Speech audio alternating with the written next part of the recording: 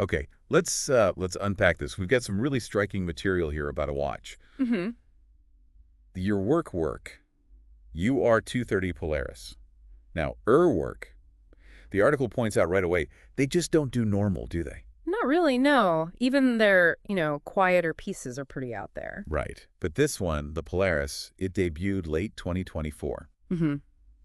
It seems, well, particularly noteworthy. So our mission here in this deep dive is to really get under the hood. Understand what makes it tick, literally and figuratively. Exactly. We want to see what makes it special. And Urwerk always gives us something special to talk about. They really operate in their own lane, challenging what a watch even is. Totally. We've got a great article here, covers the design, the mechanics, everything. You mentioned wanting to get up to speed quickly, but, Yeah, really. cut through the noise, but get the real substance. That's the plan. We'll look at why this watch stands out, how it fits into Urwerk's history, the tech, the design, all of it.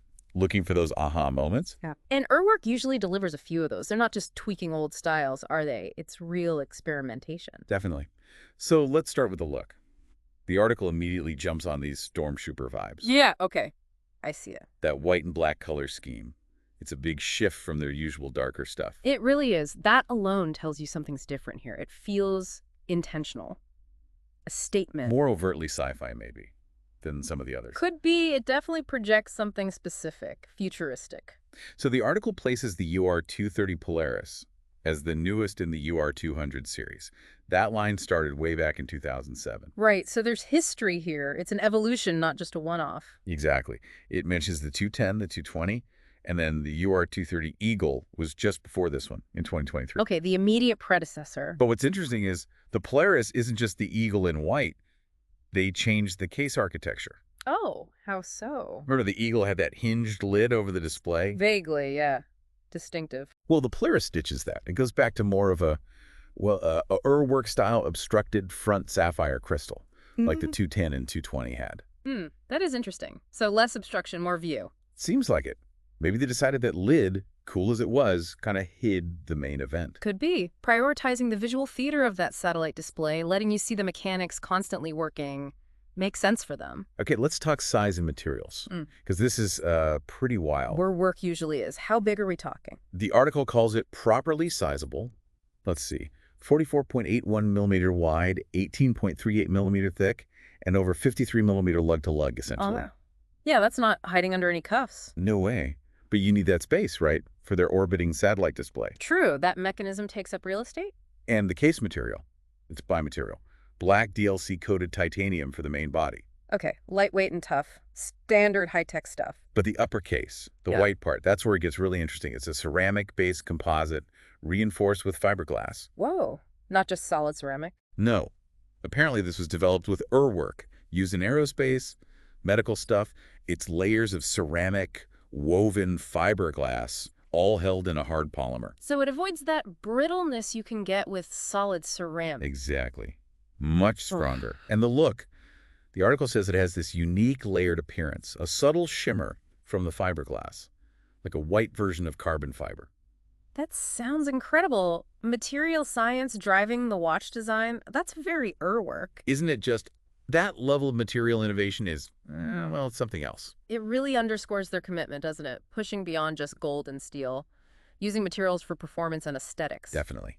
Okay, shifting to functionality, the winding crown's up at 12 o'clock. A bullhead configuration, essentially. Yeah, and a big, dramatically curved sapphire crystal over the display. Water resistance is pretty standard 30 meters, so okay for daily wear, not for diving. Fair enough. It's not exactly a dive watch. No. Now flip it over. Black DLC titanium case back again, but with a little sapphire window. Lenny, you see? 2 turbines. They govern the automatic winding. Ah, okay. Seen that kind of thing from them before. But usually just visual, right? Well, here's where it gets really interactive. There are 2 little knobs on the case back. Knobs? For what? To adjust the winding. One is literally an on-off switch for the rotor. You can just turn off the automatic winding? Yep. For when you're doing something really active, the idea is to prevent, excessive wear or potential damage. Huh. Okay, that's novel. And the other knob? That adjusts something they call the air brake. It controls airflow through those turbines you can see. Basically, it regulates how efficiently the watch winds.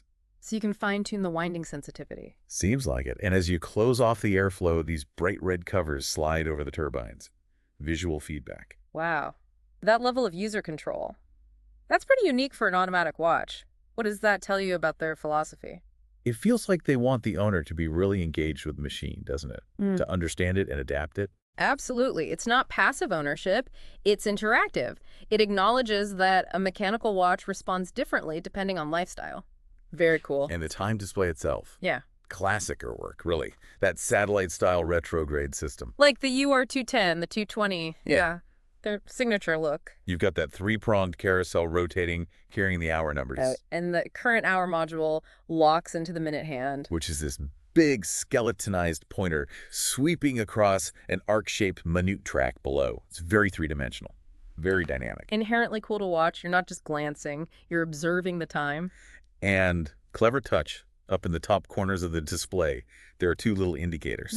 Linked to the back knobs? Exactly. One shows if the rotor's engaged, green dot for on, red for off. The other gives you a visual cue for the turbine airflow setting. So constant feedback right on the dial side. You always know the watch's operational status. Yeah, it keeps you connected to the mechanics. It's not just set and forget. Neat. Very neat. It reinforces that whole interactive mechanical awareness theme. It's not just telling time, it's showing you how it's working. Powering all this is their Caliber UR-7.30 automatic movement. Same one as in the Eagle predecessor. Okay, specs. Runs at 4 Hz, so 28,800 VPH, 48-hour power reserve. Uses a standard Swiss lever escapement. Right, the reliable heart. But the rest is described as thoroughly tech-focused. And since there's no traditional dial... The movement is the dial. Precisely. All finished in this dark anthracite gray with white and red accents popping. And that turbine system, the winding control, that's really what elevates this Caliber beyond their, say, UR-100 series. Yeah, the 100s are complex, but this 200 series with the turbines and adjustable winding, it's another level of mechanical sophistication. It perfectly blends that traditional escapement reliability with their own unique, very modern engineering. So how does this beast actually wear? Yeah. No traditional lugs, right? Usually not on these designs. Integrated strap. Yep. White rubber strap attaches directly to the case with hinges. They say that helps comfort on such a big piece. Makes sense. Helps it wrap the wrist better. The strap itself is pretty wide and thick, but they've apparently hollowed out the inside where it meets the case. Oh, to make it more flexible and maybe less sweaty. Yeah, improve flexibility, reduce skin contact, smart little ergonomic touch. And the clasp. Don't tell me it's a standard buckle. Huh? No, it's a Velcro style closure. Velcro on a... What did you say the price was going to be? We'll get to that, but yeah. Velcro. The article admits some collectors might, raise an eyebrow. Understatement. But argues it actually works here. Creates a cohesive, ultra-modern look. Fits the whole vibe. I can almost see that. It leans into the functional, maybe even spacesuit kind of aesthetic. It's definitely a choice. Okay, price and availability. Despite being the first with this white composite. You'd think it would be more expensive than the Eagle. Right, but it's actually less. Retail is $175,000. It's still serious money, obviously, but interesting that it's lower. Maybe streamlining production somehow?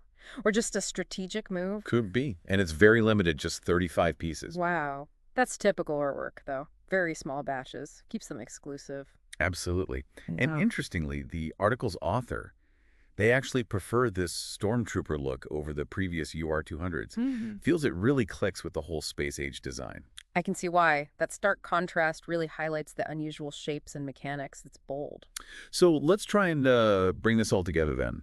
What does this deep dive tell us about the Urwerk UR-230 Polaris? Well, it's clearly not just a watch, is it? It's a statement. Cutting-edge material. That whole ceramic fiberglass composite thing? Right. Plus genuinely innovative mechanics like that adjustable winding system. And then the design is just pure Urwerk.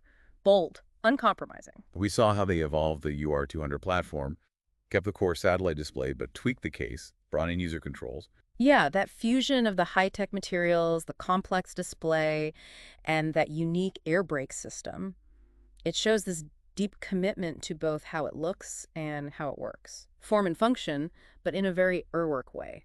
Connecting back to, why we dig into these things, the Polaris is a great example of contemporary watchmaking pushing boundaries. Definitely. It shows how a brand can just charge ahead with design, materials, mechanics, offering something really different, really engaging. And that move away from the Eagle's hinged lid back to the open crystal. It really feels like they wanted to put those mechanics front and center, no obstructions. And the Stormtrooper colors, While maybe jarring at first, they do seem to lock into this modern, almost futuristic feel. It's a watch, like you said, in Heights interaction. That personalization is so rare. It is.